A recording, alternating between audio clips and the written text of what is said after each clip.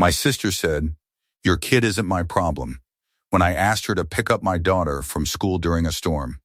I was the one paying her rent every month. I just smiled and said, "You're right. And I'm not your landlord anymore." 30 minutes later, my phone started ringing like her apartment depended on it. The oak was 60 feet tall, and it was lying across the roof of a house on Balin Street, with its crown in the front yard and its root ball torn out of the ground like a pulled tooth. The roots held a disc of mud and clay 6 feet wide, and the disc was still attached to the trunk, and the trunk was resting on the ridge beam of a 2-story colonial and inside the house, on the second floor. 2 children were in a bedroom with the door blocked by a limb that had punched through the ceiling and pinned a bookshelf against the frame. I was 40 feet up in a harness with a steel MS-261 in my hands and rain running down my helmet and into the collar of my climbing jacket. The wind was gusting to 42 miles per hour. My crew chief Odette Rivas was on the ground running the rigging line. 2 of my climbers were on the opposite side of the crown sectioning lateral branches so I could work toward the main trunk without the weight shifting. We had been on the roof for 2 hours. The children had been inside for 3. Their mother was in the driveway in a bathrobe with no shoes, and she had stopped crying 40 minutes ago because her body had run out of the specific chemical that produces tears under sustained terror, and now she was just standing in the rain watching us cut her house free one branch at a time. My phone buzzed in my chest pocket at 3:45 p.m. I could not answer. I was holding a running chainsaw 38 feet above a compromised roof structure with 2 children behind a blocked door, and a mother in a bathrobe and a storm that was not finished. Odette saw the screen light up through my jacket. She shouted up, "Selene, it is Hazel's school." Hazel is 8. She was supposed to be picked up at 3:30. The storm had closed the after-school program early. Mrs. Hendricks, her second-grade teacher, had called to say she was staying late with Hazel in her car in the parking lot, but could not wait past 5 p.m. because she had her own children to get home to. I could not leave. The oak was on 2 children. My daughter was in a parking lot. I needed someone to drive 8 minutes to Westbury Elementary and pick up my daughter and bring her home and keep her safe until I finished saving someone else's children from a tree that had fallen because the wind followed the needle the way my father Gentry always said it would. I called my sister Phoebe at 3:52 p.m. Phoebe lives in an apartment on Belfort, 8 minutes from Hazel's school. I know it is 8 minutes because I have driven it 40 times when I drop off Hazel's overnight bag on the weekends Phoebe is supposed to watch her, which are the weekends Phoebe cancels half the time because she has plans or Colin has a thing or she is not feeling it. 8 minutes. 1 left turn, 1 right turn. A parking lot. An 8-year-old standing in the rain with her teacher. Phoebe answered on the 4th ring. I could hear Colin in the background. He was laughing at something on a screen, a game, a show, something that was not a child standing in a parking lot during a storm. Phoebe, I need you to pick up Hazel from school. The storm closed the program early. I am on an emergency job. I cannot leave. The school is 8 minutes from your apartment. I am in the middle of something. Phoebe, she is standing in a parking lot in the rain. Mrs. Hendricks is waiting with her, but she cannot stay past 5. I need you to drive 8 minutes and pick up my daughter. Phoebe was quiet for 2 seconds. Then she said the sentence that changed the locks on every door in our family. I am not driving in a storm to pick up your kid because you chose a job that puts you on rooftops in the rain. Dad died doing what you do, and you kept doing it anyway. You drag chainsaws around like a man. Your hands look like sandpaper. And you want me to interrupt my evening to clean up after your life choices? Your kid is not my problem, Selene. Your whole life is not my problem. You are a tree climber. You are not a mother. She hung up. Gentry died 4 years ago. He was 41. He was an arborist. My father. He taught me the trade. He fell from a tulip poplar during a wind event on a job in Bel Air. The climbing line held, but the branch anchor failed, and he fell 32 feet onto a root flare, and the impact broke his back in 2 places, and he died at the hospital 11 hours later with my hand on his hand and the barometer at home, reading 29.1, which is the pressure that was holding when the wind took him. The barometer hangs on the wall by my front door. Brass face. Mahogany backing. Gentry tapped it every morning at 5 a.m. before leaving for a job. If the needle drops, the wind follows. Hazel started tapping it at age 5. She does not remember Gentry clearly. She remembers the tap. She remembers standing on her tiptoes and pressing her finger against the glass the way Grandpa did. The ritual is not about the needle. It is about the morning. It is about checking the sky before you walk into it. Phoebe just told me I am not a mother. She said it while I was 40 feet in the air continuing the trade that killed our father. She said it while my daughter stood in a parking lot 8 minutes from her couch. She said it while Colin laughed at a screen. I put the phone back in my chest pocket. I tightened my grip on the steel. I looked down at the roof where the trunk was pressing on the ridge beam, and the ridge beam was holding but bowing, and the bedroom window on the second floor had a small face in it, a child looking out through the glass at the woman in the harness with the chainsaw, and the child's face was the same size as my daughter's face, and the same distance from safety. I finished the cut. The main trunk sectioned at 4:40 p.m. Odette rigged the pieces down. The fire department breached the bedroom door at 5:15. The 2 children came out. The mother in the bathrobe held them on the driveway in the rain, and she held them the way you hold something that almost fell and did not. I called Mrs. Hendricks at 5:20. She was still in the parking lot. Hazel was in the back seat of her Corolla doing homework by the dome light, because Hazel does homework when she is waiting the way other kids play games. Because homework is the things she can control when the things she cannot control are rain and wind and a mother who is 40 feet in the air and a family that will not drive 8 minutes. Mrs. Hendricks, I am so sorry. I am coming. I will be there by 6. Take your time, Miss Garrick. Hazel is fine. She is doing her math. She told me you are saving a house. I am trying. She is proud of you. She told me 3 times. I picked up Hazel at 6:10 p.m.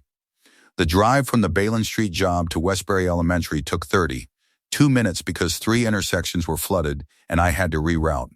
Through Meyerland where the drainage ditches were overflowing and the water was up to the wheel wells of my truck, and I drove through it.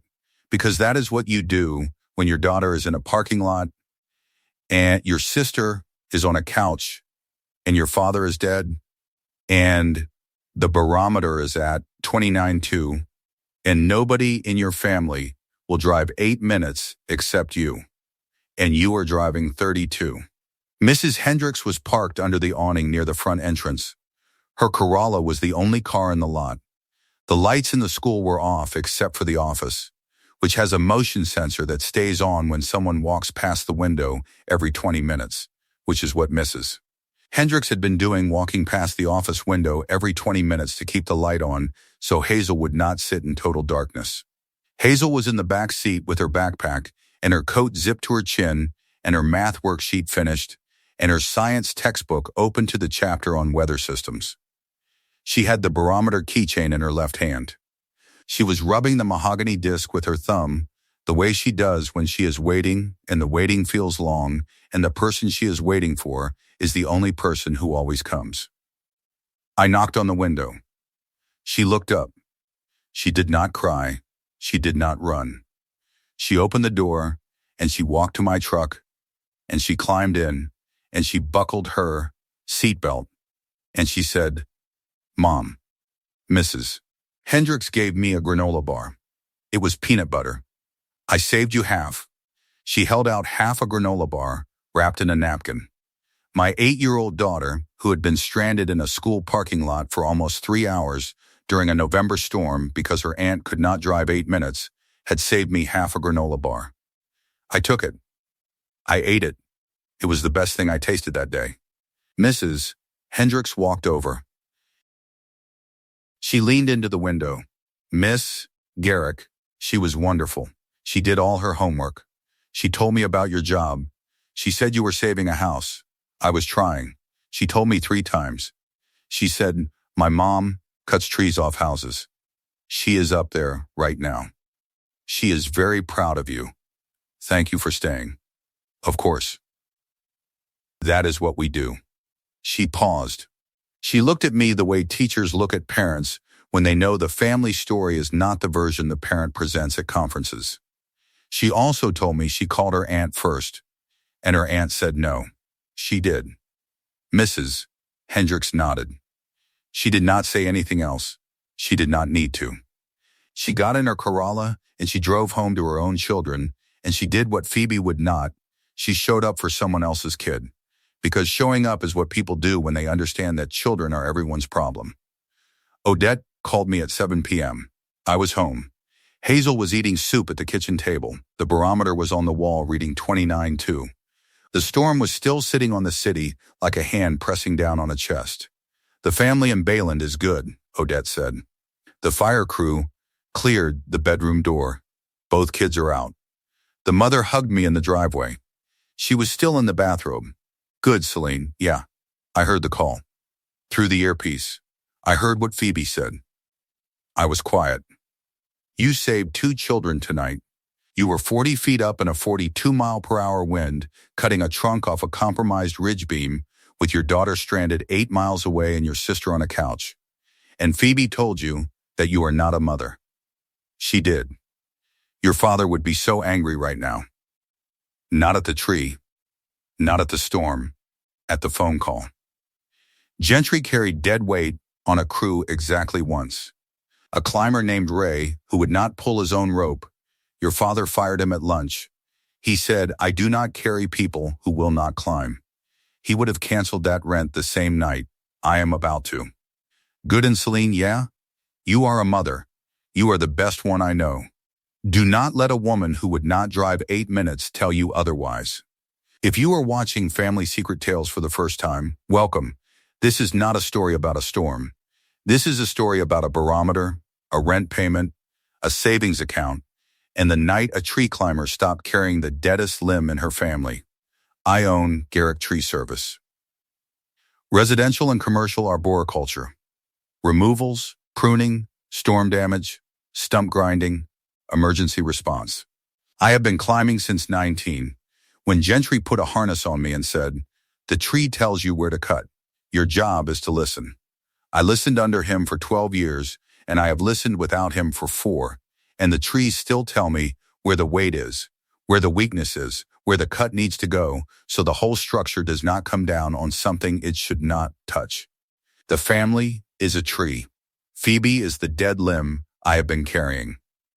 When Hazel was 2 and I went back to work 3 months after Gentry's death, I asked Phoebe to watch Hazel on Tuesdays and Thursdays while I ran morning crew jobs. Phoebe said, I am not a babysitter, Selene. Figure it out. I figured it out. I hired a woman named Mrs. Cortez from the church at $15 an hour. That was $120 a week from a woman whose husband had just died and whose income was 1 chainsaw and a truck payment. When Hazel was 4 and had a fever of 103 on a Wednesday afternoon, I was on a job in Tanglewood removing a dead post oak that was leaning over a power line. I could not leave. I called Phoebe. She said, take her to urgent care. I said, I am in a tree. I need you to pick her up from daycare. She said, I have plans. Her plans were a pedicure at a salon on Westheimer. I know because she posted the photo at 4:15 p.m. with the caption Self-Care Wednesdays. Self-care. While my 4-year-old was burning at 103 in a daycare, waiting for someone to come. When Hazel was 6 and Gentry's memorial was held at the cemetery on the 2-year anniversary, I asked Phoebe to stand beside Hazel during the service because I was delivering the eulogy and I could not hold the microphone and my daughter at the same time. Phoebe stood 3 feet away from Hazel, not beside her, behind the row, on her phone. Hazel stood alone at her grandfather's headstone in a dress she picked out herself, navy blue with white buttons, holding the barometer keychain in her left hand. She stood alone because her aunt was 3 feet away and 1,000 miles gone. When Hazel was 7 and started 2nd grade, Mrs. Hendricks called me for a parent conference. She said, Hazel wrote an essay about her family. She listed you, Grandpa Gentry, and the barometer. She did not list anyone else. Mrs. Hendricks looked at me with the specific expression of a teacher who has seen 1,000 family trees drawn by 1,000 children and knows the difference between a tree with branches and a tree with one trunk. Is Hazel close to her extended family? I said, Hazel is close to the people who show up. Mrs. Hendricks nodded. She did not write that in the report. She wrote, Hazel has a secure attachment with her primary caregiver. That is teacher for, this child has a mother and the mother is enough, and the rest of the tree is dead wood. Dina has never asked Hazel about school. She has never attended a recital or a parent night or a science fair. She came to one birthday party when Hazel turned 5, and she brought a gift bag with a stuffed animal that had the wrong name on the tag, because it was a re-gift from a church swap, and Dinah had not bothered to remove the original sticker. Phoebe came to 0 birthday parties. She has sent 0 birthday cards. She has given 0 gifts. She has picked up Hazel from school 0 times in 8 years, despite living 8 minutes away. 0 is not a number. 0 is a policy. Phoebe's apartment tells a different story than the one she tells the family. She tells Dina she is barely making it. Her apartment has a sectional couch from West Elm that cost $2,800. A 55-inch Samsung mounted on the wall. A wine fridge under the kitchen counter. Colin's gaming corner with a $3,200 setup including a curved monitor, a mechanical keyboard, and a chair that costs more than my truck's monthly insurance payment. The apartment that I pay $1,450 a month for looks like a magazine spread and smells like a $45 a month candle subscription, and none of it was purchased by the woman holding the lease. I earned $96,000 from the company. After equipment, insurance, crew wages, truck payments, and the $450 rent plus $400 grocery Zelle, I clear about $54,000. My take-home is $54,000 a year. Phoebe and Colin earn $100,000 combined and pay no rent and no grocery contributions, and they take home every dollar they earn, minus taxes and candles. I work in trees during storms. Phoebe works at a desk in climate control. My hands look like sandpaper because I hold chainsaws for a living. Her hands look like a magazine because I hold her rent for a living. Subscribe to Family Secret Tales if you know what it feels like to hold someone else's weight while hanging from your own rope. The rent started in January 2023, 3 years ago.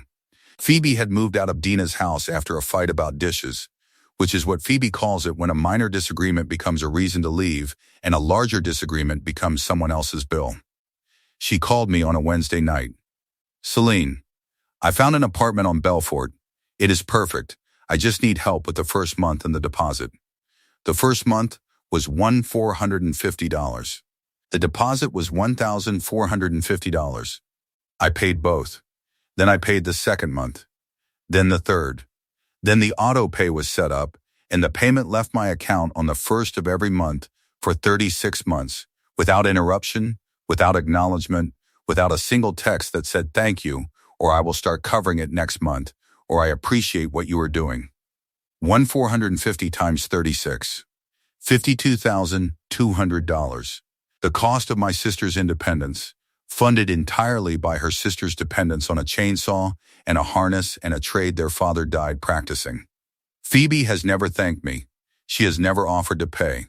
She has never said the word rent in my presence, because saying the word would require acknowledging that the apartment she posts on Instagram with the caption "My Piece." My space is not her space. It is mine. My card. My auto pay. My $1,450 leaving my account on the first of every month while Phoebe's $48,000 salary goes to brunches and nails and a subscription box for candles that cost $45 a month, which I know because the subscription shows up on the Venmo activity she does not know I can see. Colin moved in 14 months ago. He earns $52,000 in its support. He pays no rent, no utilities, no groceries. His $52,000 goes to a gaming setup that costs $3,200, a car payment of $680 a month on a Dodge Charger, and a sneaker collection that takes up an entire closet in an apartment he does not pay for. Colin has never met Hazel. He has been living in an apartment my money covers for 14 months, and he has never once been in the same room as my daughter. That is not an accident. That is Phoebe keeping the people who pay separate from the people who play. Dina collects $400 a month from me for groceries and household. She set it up when Gentry died and said, "I need help with the house now that your father is gone." I agreed because my father was dead and my mother was alone, and the barometer on her wall had stopped working because nobody tapped it anymore. I sent the $400 every month. Dina's bank records, which I pulled in October when the numbers stopped making sense, show that $350 of every $400 transfers to Phoebe's Venmo within 48 hours, 36 months. $12,600. Routed from my grocery money through my mother's checking to my sister's lifestyle fund. The groceries were never groceries. They were a pipeline wearing an apron. Subscribe to Family Secret Tales and stay with me because the next thing I found was built on my father's death. Gentry's life insurance was $75,000. The policy paid out to Dina as beneficiary. Dina told me the money went to medical bills and the funeral. The funeral cost $9,200. I know because I paid half of it separately. The medical bills from the hospital stay were $14,300. Total, $23,500. That leaves $51,500 unaccounted for from a $75,000 policy. I almost let it go. The thing that stopped me was Hazel.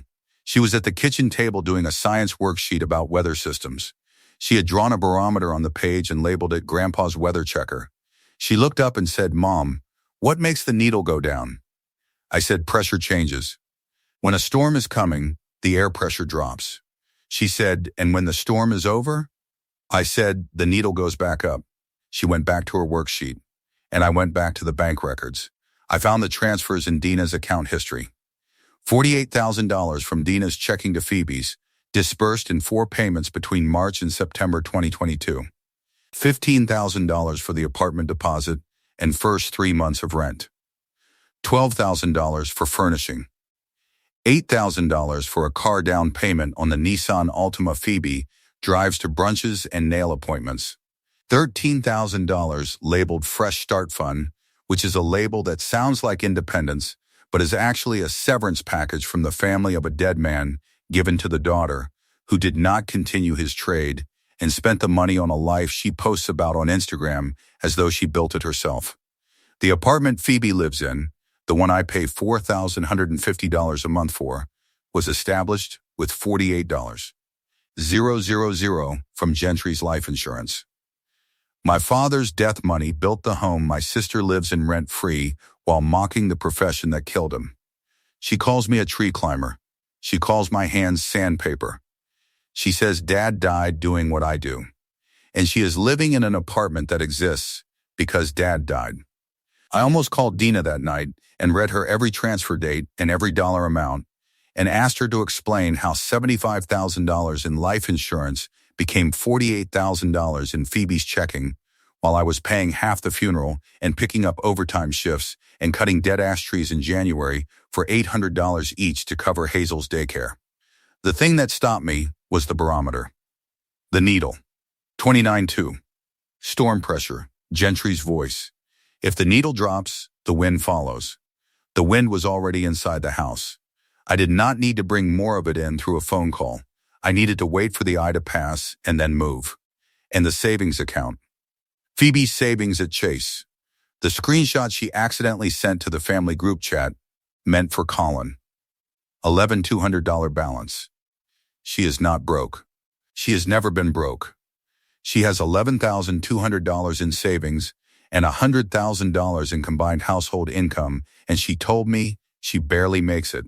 And I believed her, because she is my sister. And I was trained to believe sisters the way I was trained to trust climbing lines. Without checking the anchor. I should have checked the anchor. I stepped inside. I sat at the kitchen table. I waited until Hazel was asleep. The barometer was on the wall by the door. 29.2. Storm pressure. At 11:32 p.m. on November 30th, I opened the auto pay app. Belfort Property Management LLC.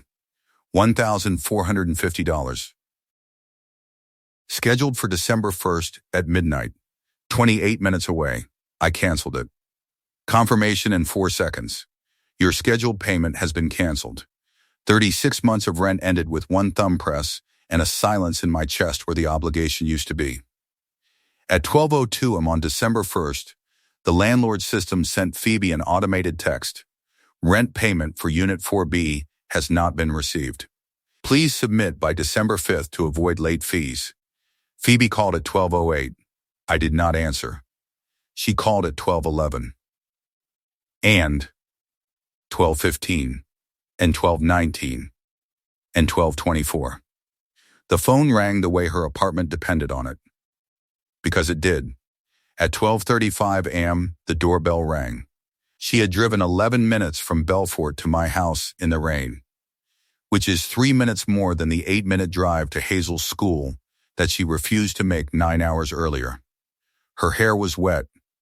Her mascara was running. Not from crying.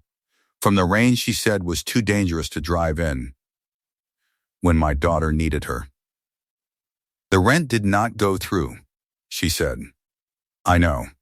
Did you cancel it? Yes, why? Selene, why would you do this? Because at 3:52 p.m. today, you told me my kid was not your problem. You told me I dragged chainsaws around like a man. You told me Dad died doing what I do. You told me I am not a mother. You said all of that while I was 40 feet in the air, cutting a tree off a house with 2 children trapped inside. And you could not drive 8 minutes to pick up your niece. That was the heat of the moment. I was frustrated. Colin and I were watching something. You were watching something. My daughter was standing in a parking lot in a storm. Mrs. Hendricks, a woman you have never met, stayed in her car for 2.5 hours with Hazel because she is a better aunt to my daughter than you have been in 8 years. And she is not even related to us. Phoebe tried a different angle. Softer, the angle that comes after confrontation fails. I know I said some things. I was wrong about the tree climbing comment. I did not mean that about Dad. Can we just talk about this inside? It is raining. You earn $48,000 a year. Colin earns $52,000. You have $11,200 in savings. Your apartment was furnished with $48,000 from Dad's life insurance that Mom told me went to medical bills. You are not broke, Phoebe. You have never been broke. You have been performing broke for 3 years while I paid $52,200 in rent and Mom routed $12,600 of my grocery money to your Venmo. You want to talk about it inside? You want me to open my door for you the way I have been opening your door for 3 years? No. My door stays closed tonight, and your rent stays canceled. I looked at her. I said it flat, the way Gentry used to read a tree before a cut. No emotion, just the measurement. The barometer dropped to 29.2. I was cutting a tree off 2 children. You were 8 minutes away. You said no. Phoebe's mouth opened. Her lips pressed together and separated and pressed together again. The cycle of a face trying to form words that the brain has not assembled. Her right hand gripped the porch railing, and her knuckles went white against the wet wood. Her left hand came up to her chest and then dropped. Both hands on the railing now, the posture of a woman whose center of gravity is shifted and who needs something built by someone else to hold her up. Her shoulders dropped.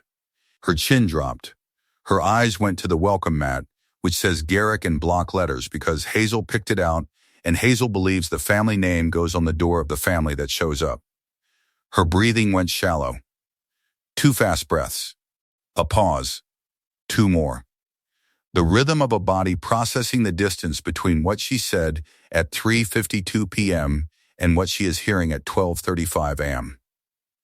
9 hours. The same amount of time Hazel waited in a parking lot, plus a teacher's car, plus my truck, plus my kitchen before the world felt right again. I almost let her in. The rain was cold and she was my sister, and she was standing in flip-flops on wet concrete and some part of me. The part that has been paying and carrying and climbing and holding for 36 months. Wanted to open the door and say, come inside and we will figure it out. The thing that stopped me was the barometer keychain on the hook by the door. Hazel's keychain, the mahogany disc from Gentry's broken frame, a piece of the instrument he tapped every morning before he climbed a tree and did not come down. Phoebe mocked that instrument. She mocked the trade it belonged to. She mocked the man who tapped it. And she stood on the porch of the woman who inherited it and asked to be let back into a building she did not pay for. I need that apartment, Selene, then pay for it. I closed the door. Phoebe stood on the porch for 6 minutes. I did not watch. I sat at the kitchen counter with the barometer keychain in my hand and listened to the rain until I heard her car start and her headlights sweep across the front window and the sound of tires on wet asphalt pulling away. At 1:15 a.m., Dina called. I answered because Dina is my mother, and even at 1:15 a.m. after the worst night of the year, I answer my mother's calls. That is the difference between me and Phoebe. I answer.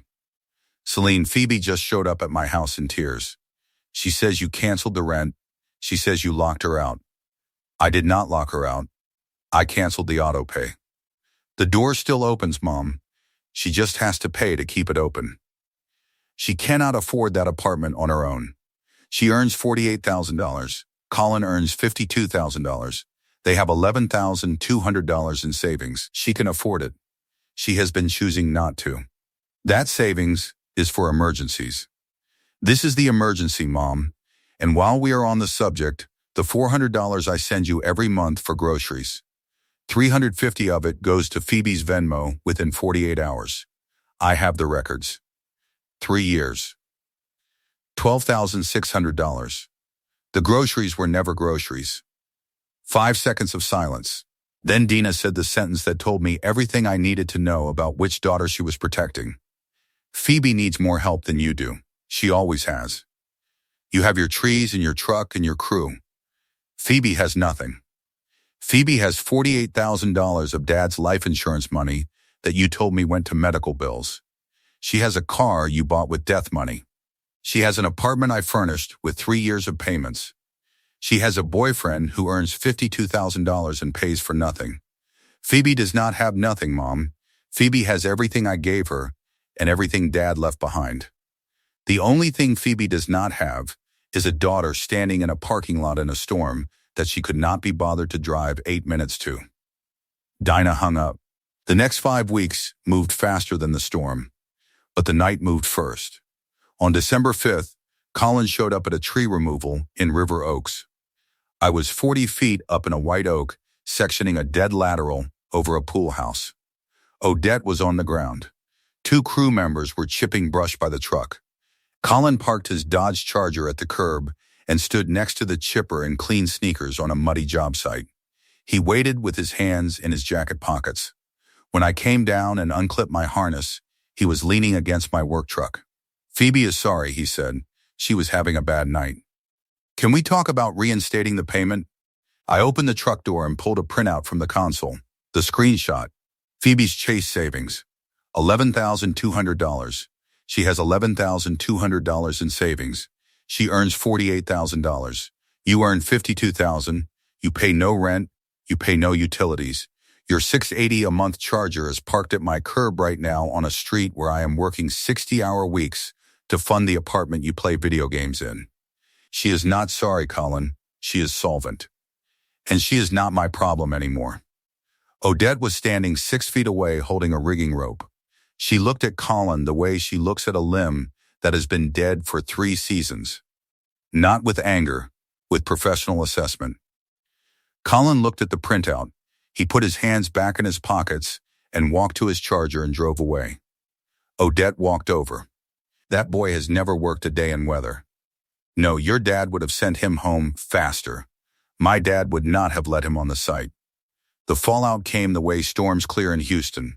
The sky breaks first. Then the water drains. Then you see what the wind took. The landlord issued a 3-day pay or quit notice on December 6th, posted on the apartment door at Belfort, the same door I paid for. The same door Phoebe walked through every morning for 3 years without acknowledging who kept it attached to its frame. The notice was printed on yellow paper. Phoebe sent me a photo of it at 7 a.m. with no text.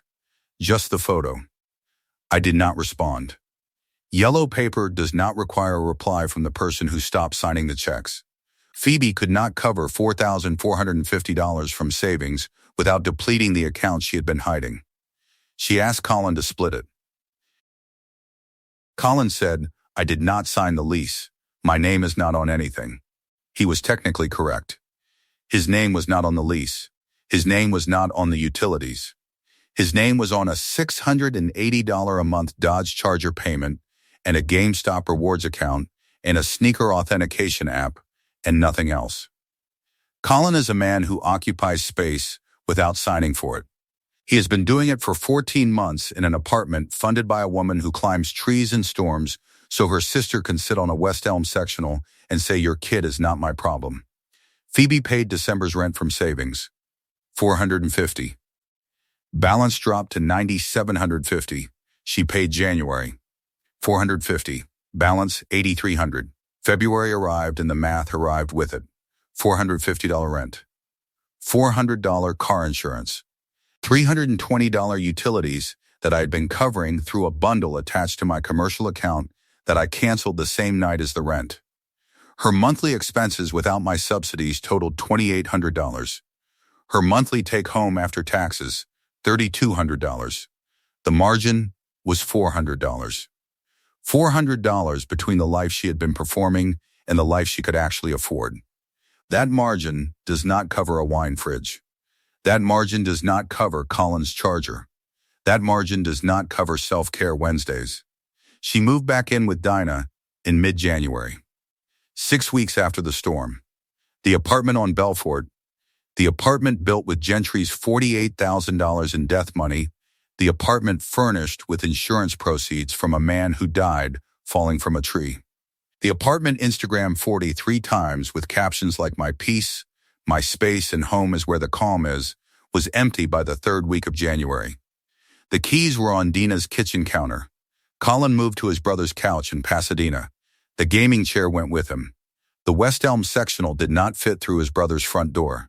It went to a storage unit that costs $189 a month. Another payment without a plan. Phoebe deleted her Instagram the week she moved out. 43 posts. Gone. The brunch photos. The apartment tours. The candle unboxings. The My Peace captions. All of it vanished the way confidence vanishes when it was never funded by the person who displayed it. On December 15th, Dina hosted Sunday dinner. I was not there. Aunt Margot was. Margot is Dina's older sister, 67, retired English teacher. She has the specific attention of a woman who spent 40 years grading essays and can identify a thesis that does not hold up to its evidence. She noticed Phoebe at dinner with a suitcase by the door. She asked Phoebe, "Are you staying here now?" Dina said, "Selene stopped helping with the apartment." Margot set her fork down. The specific sound of metal on ceramic that signals a sentence is coming. Helping? Selene was paying $1,500 a month for that apartment. For 3 years. $52,000. I thought Phoebe was independent. The table went quiet. Dina reached for her water glass. Phoebe looked at her plate. 2 of Dina's neighbors who had been invited for the holiday looked at each other across the sweet potatoes. Margot did not ask another question. She picked up her fork and resumed eating. The silence was the answer. The fork was the punctuation. The $400 grocery Zelle stopped the morning after the storm. I canceled it. Dina called once. I did not answer. She texted, "You are abandoning your mother." I am not abandoning anyone. I am rerouting the resources. The $400 was never groceries. $350 went to Phoebe every month. $50 stayed with Dina for the management fee. The pipeline ran for 3 years. $12,600 total. And the only thing it fed was the lie that my sister needed help while my daughter stood in a parking lot in the rain, waiting for someone in the family to drive 8 minutes. Here is the part that stays after the payments stop, and the Instagram disappears, and the fork hits the plate, and the Charger drives to Pasadena. Phoebe is in her childhood bedroom at Dina's house. Single bed. Posters from high school. A Taylor Swift calendar from 2015 pinned above the desk with a thumbtack that is rusted. The room smells like old carpet and the lavender plug-in Dina uses in the hallway. The apartment on Belfort is empty. The lease expired. The landlord relisted it at $1,650 because the market moved while Phoebe stood still. The West Elm sectional is in a storage unit in Pasadena that costs $189 a month. The candle subscription canceled. The wine fridge unplugged. The 55-inch Samsung dark on a wall nobody sees. Colin is on his brother's couch with his gaming chair and his charger payment and his $2,400 credit balance and no plan. He did not sign a lease at Phoebe's, and he did not sign one at his brother's, because Colin does not put his name on spaces. He occupies them until the person paying stops, and then he moves to the next occupied space. The keys to the apartment are on Dinah's kitchen counter next to a salt shaker and a stack of forwarded mail. No barometer. The barometer is at my house. It has always been at my house, because Gentry left it to the daughter who climbs, not the daughter who watches, not the mother who roots. The daughter who puts on a harness and goes up and does not come down until the work is done. A Saturday morning in February. My front porch. The sky is clear, the kind of clear that only comes after a long stretch of winter storms when the low-pressure systems have exhausted themselves and moved east, and the high-pressure ridge settles over Houston like a hand lifting off a chest. The air smells like cold metal and wet bark and the faint sweetness of magnolia buds that are not ready to bloom yet, but are thinking about it. The trees along the street are still dripping from yesterday's rain, but the wind is done, and the branches are still, and the sky is the specific shade of blue that arborists call climbing weather, which means, get in the tree, the air will hold you. Hazel is on the porch swing with hot chocolate. The cup has a marshmallow floating in it that she will not eat because she prefers to watch it melt. She is wearing her coat unzipped because the sun is out and the porch faces south and the morning light is warm enough to leave the zipper down. Her backpack is beside her on the swing. The barometer keychain is clipped to the strap, the mahogany disc catching the light, the small piece of Gentry's instrument that goes everywhere Hazel goes, because some inheritances are not money or apartments or insurance policies. Some inheritances are a disc of wood and a habit of tapping glass and the knowledge that the sky tells you what is coming if you are willing to check. Odette stops by at 9 and with a box of pan dulce from a panaderia on Navigation Boulevard that has been open since 1974 and makes conchas the color of sunset and polverones that dissolve on contact and empanadas that taste like the morning after a job well done. She sets the box on the porch rail. She sits in the chair next to the swing. She does not ask about Phoebe or Dina or the rent or the savings account or the childhood bedroom or the Taylor Swift calendar. She asks Hazel about school. Hazel tells her about the science project. We are building barometers out of jars and balloons. Mine works. Miss Rivas, the needle moves when I blow on it. Odette says, your grandpa would have loved that. Hazel says, I know. Mom said he would have helped me build a better one. Odette looks at me and her eyes say what her mouth does not. He is here, Selene. He is in the keychain and the barometer and the harness and the girl on the swing. He is here. I stand at the front door. The barometer is on the wall beside me. Brass face. Mahogany backing. The needle reads 30.1. Fair pressure. Clear sky. No storm coming. No wind to follow. I tap the glass. One tap. The way Gentry did it. Index finger, light, on the center of the face. The needle does not move. It does not need to. 31 is steady. 31 is the number that means the sky is safe and the trees can wait and the morning belongs to the people on the porch. Hazel hears the tap from the swing. She sets down her hot chocolate. She walks to the door. She reaches up on her tiptoes, the way she has been reaching since she was 5, the way she will reach until she is tall enough to touch the glass flat-footed, and she taps the barometer. One tap. Index finger. Light, center of the face. If the needle is up, the day is good, she says. The day is good. She goes back to the swing. She picks up her hot chocolate. Odette hands her a concha. The morning light comes through the porch rail and hits the brass face of the barometer, and the needle sits steady at 30.1. And the storm is over, and the pressure is clear, and the day is good. The day is good. The needle says so. The sky says so. And the daughter who climbs every morning says so. Always, without question, without hesitation.